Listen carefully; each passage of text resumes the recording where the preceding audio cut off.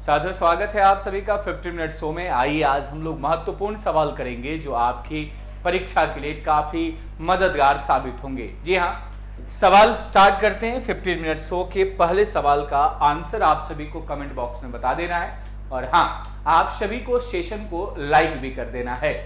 सवाल क्या कह रहा है कि कक्षा में 30 छात्रों का औसत वजन 60 किग्रा है। यदि कक्षा शिक्षक का वजन शामिल किया जाए तो औसत 0.5 बढ़ जाता है। मैं आपको बता दूं कि अगर औसत 60 केजी था, शिक्षक का वजन शामिल करने की बात हो रही है, अगर शिक्षक का वजन भी 60 होता तो औसत पे कोई भी प्रभाव नहीं पड़ता, लेकिन औसत पे प्रभाव पड़ा है, 0.5 औसत बढ़ा है। अच्छा, कितने लोगों का 0.5 बढ़ा है? तो 30 पहले थे और एक शिक्षक, 31 लोगों का 0.5 बढ़ा है। इसका मतलब जो आया है वह 60 नहीं, 31 गुणे 0.5 ज्यादा वजन का आया है, क्योंकि 31 लोगों का 0.5 वजन बढ़ा हुआ है। तो आप देख रहे 60 और यहाँ पे 15.5, तो दोनों को जोड़ेंगे 75.5 हो जाएगा। इस सवाल का जो सही आंसर होगा, सही आंसर आपका ऑप्शन से बी करेक्ट हो जाएगा। बड़ा ही आसान था, बनाया जा सकता था।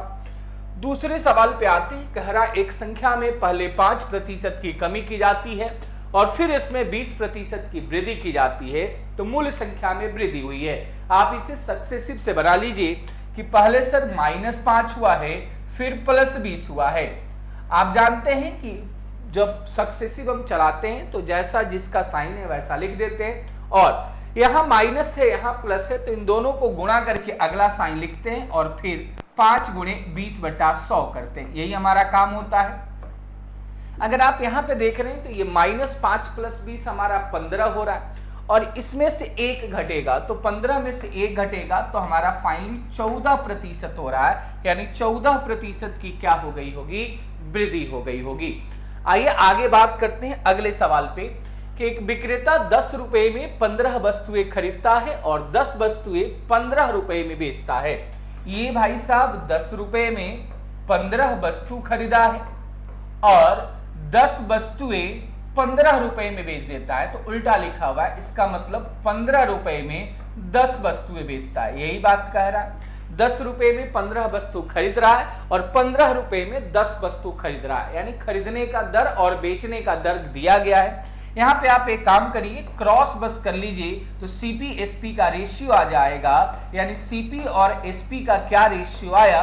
तो 10 को 10 से गुणा करेंगे 100 और यहाँ पे गुणा करेंगे 225, तो 100 के सामान को 225 में बेचेंगे, 115 ज्यादा में बेच रहे हैं, 115 का लाभ होगा। चूंकि 100 से ज्यादा है तो ये प्रतिशत बन जाएगा, यानी आपका लाभ कितने का होगा? सॉरी, 125% का लाभ होगा। जी हाँ, आप निकालेंगे भी तब भी आपका 125% का ही लाभ आने वाला है।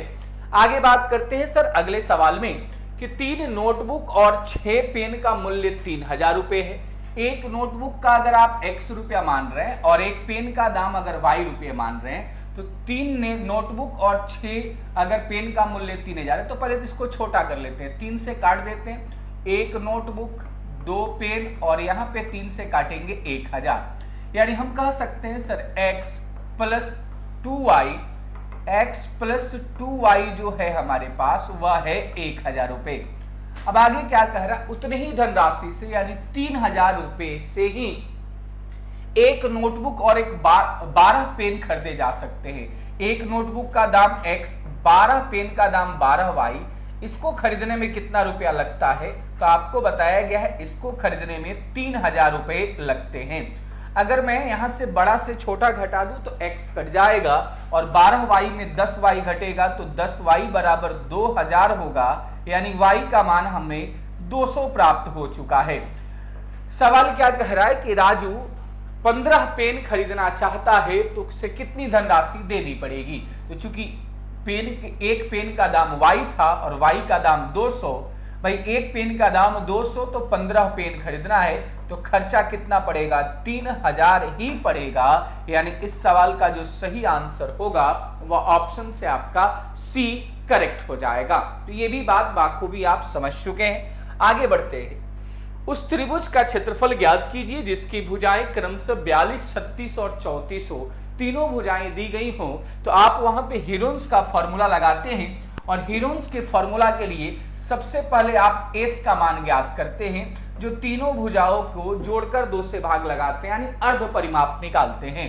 तो 42, 36 और 34 को जोड़कर 2 से भाग लगाएंगे तो क्या हमें प्राप्त होगा? तो 36 और 34 हो गया 70, 12 हो गया 112, 2 से भाग लगाएंगे 56। आप जानते हैं क्षेत्रफल होता है किसी भी त्रिभुज का स्क्वायर रूट एस इंटू तीनों भुजाओं को बारी बारी से घटाते हैं, एस माइनस ए, एस माइनस बी और एस माइनस सी। अच्छा, अगर हमने 42 घटाया तो 14 प्राप्त होगा, 36 घटाया तो 20 प्राप्त होगा और 34 घटाया तो हमें 22 प्राप्त होगा। अब यहाँ पे मुझे स्क्वायर रूट निकालना है, तो एक काम करते हैं, इसको हम 4 गुणे 14 लिख सकते हैं। क्यों मैंने लिखा? क्योंकि 14 का पेयर बन रहा है। इसको हम 20 को हम 4 गुणे 5 लिख सकते हैं। अच्छा, ये हमारे पास अब नहीं पेयर बन रहा है, 4 का रूट हमारे पास 2 आ गया, 14 का 14 आ गया, इस 4 का हमारे पास 2 आ गया, बचा कौन? 22 और 5 यानी 110 बच गया। यही इस त्रिभुज का क्षेत्रफल होगा। और आप देख पा रहे हैं 14 दूनी 28 दूनी 56, 56 रूट 110 सेंटीमीटर स्क्वायर इस त्रिभुज का क्षेत्रफल निकल कर आ रहा है। आप बना सकते थे। अगले सवाल के पास बढ़ते हैं कि 40,000 रुपए के मूलधन को 20% प्रति वर्ष की दर से अर्धवार्षिक में आप जानते हैं रेट आधा होता है और टाइम डबल हो जाता है। 1.5 वर्ष के अंत में लगभग कितना मिश्रधन प्राप्त होगा? अच्छा, आप जानते हैं मिश्रधन निकालने के लिए मूलधन इंटू मूलधन आप कहते हैं P यानी 40,000 इंटू 1 प्लस R बाई 100, ये 20 नहीं रह जाएगा, 10 हो जाएगा और 1.5 जो समय है वह कितना समय हो जाएगा? 3 समय हो जाएगा। ठीक है, इस सवाल का अगर मैं बात करूं यहाँ पे निकालूं तो 40,000 गुणे ये हमारे पास 1331/1000 होगा और अगर हम कैलकुलेट करें तो 4 4 × 12 1 53,240 रुपया हो रहा है। भाई ये तो ऑप्शन में ही है, लगभग की क्या जरूरत है? इस सवाल को बड़ा इजी तरीके से आप बना सकते हैं। कई सारे मेथड है, रेशियो भी मेथड है, फॉर्मूला ही मेथड लगा लीजिए, मिश्रधन आपका जल्दी से निकल जाएगा। आगे बात करते हैं, यदि 7 अंकों की एक संख्या है 4 2 9 7 1 2 44 से विभाज्य है। 44 से विभाज्य होने का मतलब ये 4 से विभाज्य होगी और 11 से भी विभाज्य होगी। अच्छा, 4 से विभाज्य होने के लिए इस के जगह पे अगर मैं 1 भर दूं तब भी 4 से विभाज्य हो जाए, क्योंकि 4 का नियम अंतिम 2 संख्या कटनी चाहिए। अगर मैं यहाँ पर लिख दूं 3 लिख दूं तब भी पॉसिबल है, 5 लिख दूं तब भी पॉसिबल है, 7 लिख दूं तब भी पॉसिबल है, 9 रख दूं तब भी पॉसिबल है। यानी 1 3 5 7 9 रखने से ये 4 से कट जाएगा। चूंकि 44 से कटना है तो 11 से भी कटना पड़ेगा। 11 का क्या नियम है? विषम स्थानों के अंकों का योग, 2 1 3 3 9 12 12 4 16 हो गया। और यहाँ पे 2 7 9, यहाँ पे क्या ऐसा रखा जाए कि इनका अंतर या तो 0 हो जाए या 11 22 33 ऐसा हो जाए। तो आप देख रहे हैं 2 7 9, अगर यहाँ पे 7 हो जाए तो 2 7 9 7 16, 16 16 का अंतर 0 हो जाएगा, यानी वह 11 से कट जाएगा, यानी वह 44 से कट जाएगा। तो हमारे क्या होना पड़ेगा? 7 होना पड़ेगा। इस सवाल का उत्तर बी करेक्ट होगा। आगे बात करते हैं, कह रहा अखिल एक कार्य को 26 दिनों में पूरा कर सकता है, साक्षी और अखिल उसी कार्य को 20 दिनों में पूरा कर सकते हैं। अच्छा, अखिल जो है 26 दिनों में कर सकता है और साक्षी और अखिल मिलकर जो है उस काम को 20 दिनों में कर सकती हैं। चलिए काम कुछ मान लेते हैं। काम हमने इनसे कटने वाला डाटा 260 ले लिया। अच्छा, ये डेली काम करेंगे 10, ये डेली 10 काम करेगा और ये मिलकर डेली 13 काम करेंगे। आगे कह रहा है उन्होंने एक साथ शुरुआत किया लेकिन साक्षी 6 दिन के बाद कार्य छोड़कर चली गई। अच्छा, एक साथ अगर कार्य करेंगे तो एक साथ कार्य तो 13 करते हैं, 6 दिन कार्य करेंगे तो 13 छक्के 78 कार्य हो जाएगा। 260 में 78 कार्य जैसे हुआ तो जो भाई यहां से साक्षी काम छोड़कर चली गई, तो पहले पता कर लेते हैं बचा कितना। बचा हमारे पास 182, इस 182 काम को ज्ञात कीजिए कि अखिल शेष कार्य को कितने दिनों में पूरा करेगा। तो अखिल तो एक दिन में 10 करता है, 182 इसको करना है तो इसको समय लग जाएगा 91/5 दिन। अब देख लीजिए हमारा ऑप्शन कहां दिया हुआ है, ऑप्शन हमारा बी में दिया हुआ है। इस सवाल का उत्तर हमारा बी हो जाएगा। आगे अगर बात करें दोस्त अगले सवाल का, तो एक पुलिसकर्मी एक चोर को 380 मीटर की दूरी से देखता है। चोर भागने लगता है और पुलिसकर्मी उसका पीछा करता है। चोर और पुलिसकर्मी क्रमशः 25 मीटर प्रति सेकंड और 30 मीटर प्रति सेकंड की चाल से दौड़ते हैं। चोर को पकड़ने में पुलिसकर्मी को कितना समय लगेगा? कुछ नहीं करना है, बीच की दूरी क्या है 380 है। अब यहां पे हमें आपको देखना होगा रिलेटिव स्पीड, चूंकि सेम डायरेक्शन है स्पीड घट जाएगा, स्पीड घटेगा तो 5 हो जाएगा। बीच की दूरी बटा रिलेटिव स्पीड, यही मिलने या पकड़ने का समय होता है। यानी आपका उत्तर 76 सेकंड आ चुका है। ऑप्शन हमारा क्या हो जाएगा? तो डी करेक्ट हो जाएगा। बड़ा ही आसान था, बीच का डिस्टेंस बाई रिलेटिव स्पीड। अगर आगे मैं बात करूं, और हाँ अभी तक जिन छात्रों ने भी सेशन को लाइक नहीं किया उनसे भाई आग्रह रहेगा कि सेशन को आप लाइक कर दीजिए, ताकि हम लोग आपको और बेहतर ढंग से या बेहतर सवालों का प्रैक्टिस कराते रहें। सवाल है कि एक संख्या 4, 5, 6, 7 में किसी भी संख्या से विभाजित करने पर, यानी आपको यहां पे निकालना पड़ेगा एलसीएम, और एलसीएम अगर हम निकाल रहे हैं तो एलसीएम आ रहा है मेरे भाई ये 420, एलसीएम 420 ही आएगा। तो 4, 5 का हो जाएगा 20, 20 तिया हो जाएगा 60 और 60 सत्ते 420, यानी इनसे भाग देने का मतलब 420 से भाग देना।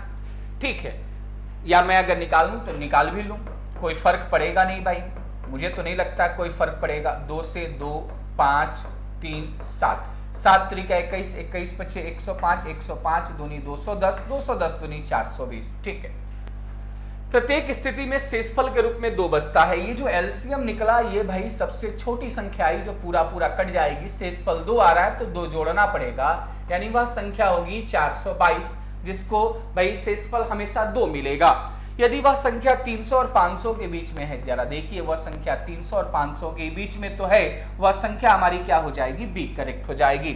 और नहीं तो अगर ये संख्या आगे होती तो हम कहते 420 भी हो सकता था, 840 भी हो सकता था, 1260 भी हो सकता था, 840 प्लस 2 भी हो जाएगा, 1260 प्लस 2 भी हो जाएगा। ये भी सारी संख्याएं हमारी पॉसिबल है। जी हाँ, आगे बढ़ते हैं, अगले सवाल पे बात करते हैं। कह रहा है धीरज अपने पिता की उम्र का आधा है। अगर मैं पिता की उम्र को 2x मानूं तो धीरज हो जाएगा x, यानी आधा है।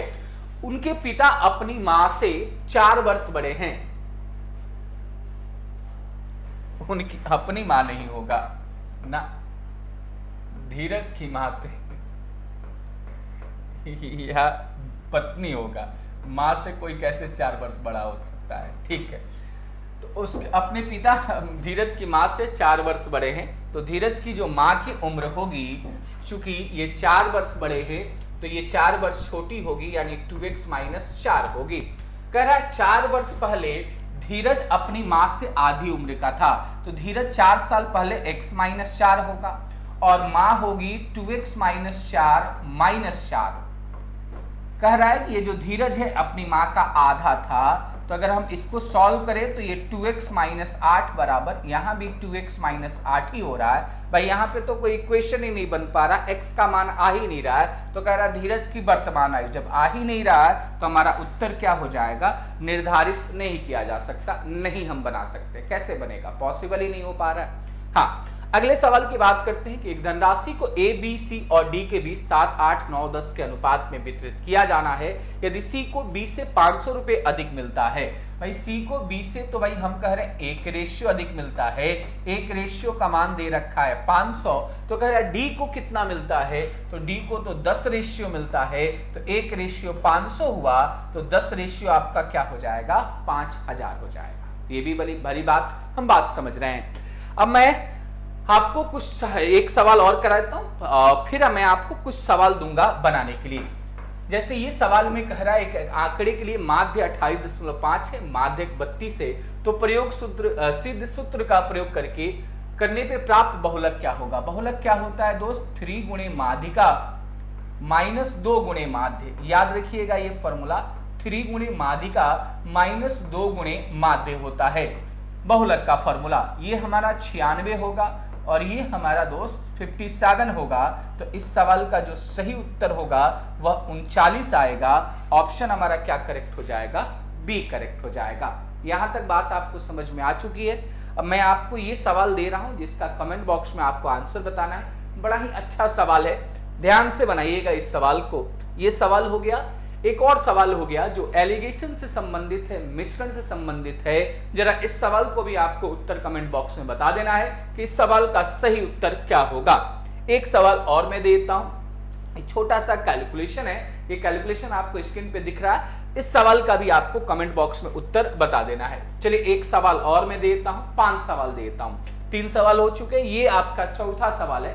खूबसूरत सा सवाल है, ध्यान से इसे भी बनाइएगा, चौथा। और एक सवाल और, 5वां, आपको अनुपात से संबंधित है। इस सवाल का भी कमेंट बॉक्स में आपको उत्तर बताना है। बाकी 15 मिनट शो आपको कैसा लगता है कमेंट बॉक्स में जरूर राय दीजिएगा। आपके हर कमेंट बॉक्स में भाई आप जितने भी बार कमेंट करते हैं उसको सारे के सारे मैं कमेंट पढ़ता हूं और अच्छा लगता है जब आप तारीफ करते हैं और अच्छा लगता है जब आप अपने टीचर के प्रति अपना भावना व्यक्त करते हैं। मिलेंगे आपके साथ अगले सेशन में। और हाँ, शाम 4 बजे हमारे साथ प्रत्येक दिन जुड़िए जिसमें मैं आपको डिटेल डिस्कशन कराता हूं।